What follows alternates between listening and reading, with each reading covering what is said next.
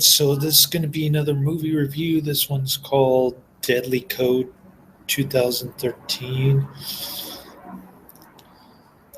This is going to be another Italian flick. Takes place in some fictional U.S.S.R. Siberian section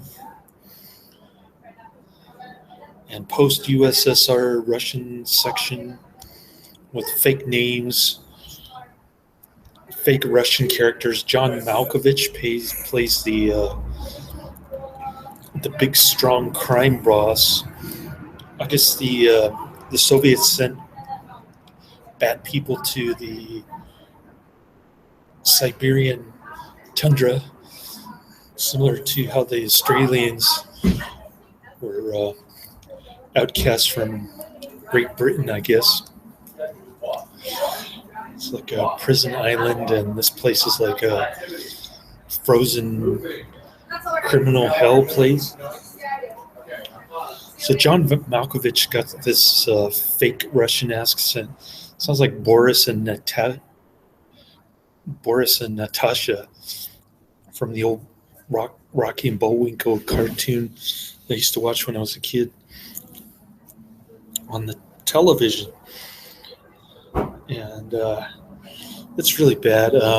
It's kind of interesting how he's kind of like a Robin Hood character stealing from the communists. I thought that part was pretty exciting in the beginning. There's another part where they have kind of a knife fight with the rival gang. It looked like the beginning fight in Clockwork Orange kind of thing. By the way, my son's watching Nakasa. We're at the Belmont Library. I was kind of disappointed about Nakasa because I found out the source of the pollution was man-made, of course, similar to the global warming theory. Nakasa is a 1984 movie. It's kind of an ecologist thing going on, like Turbo Kid, which I don't particularly care for, but the rest of the movie is pretty good. I have to say, so far it's the best Hayao Miyazaki film that I've seen so far. I was talking to my date, Nancy, last night. After working 9-hour shift for Instacart, I went to dinner with her at some crappy Chinese joint in Millbrae, overpriced. The food wasn't that good, but she picked it, so it was her fault this time. But then we went to a nice Japanese tea house afterwards, and she had some kind of red bean milk tea. I had honey ginseng tea, and then we had some takoyaki, which is like octopus balls. And I saw the dragon cat thing that you see at the beginning of every Studio Ghibli kind of branding at the beginning of every one of their DVDs. I saw the little toy. It was kind of hanging in this little box compartment where we were sitting. So that was pretty cool. Getting back to this movie, though. The rest of the movie sucks. The acting is horrible. The fake Russian is unbearable.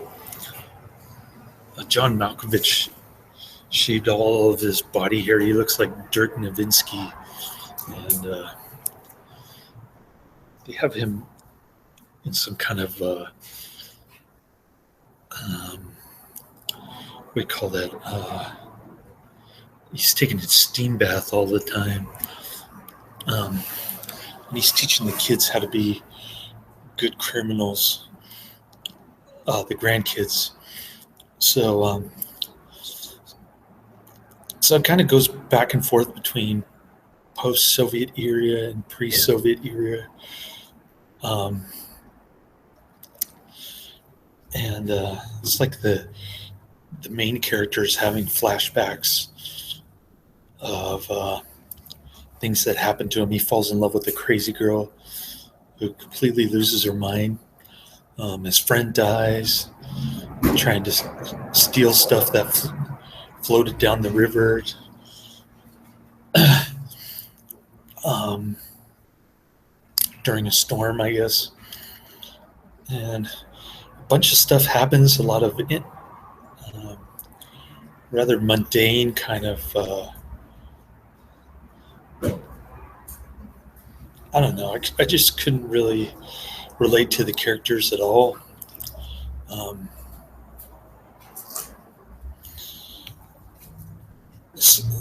Seemed like they changed a lot over the years, and they hate drug dealers. There's one point where John Malkovich is pouring heroin down this guy's throat. Um, but one of his friends becomes a drug addict and a terrorist, I guess.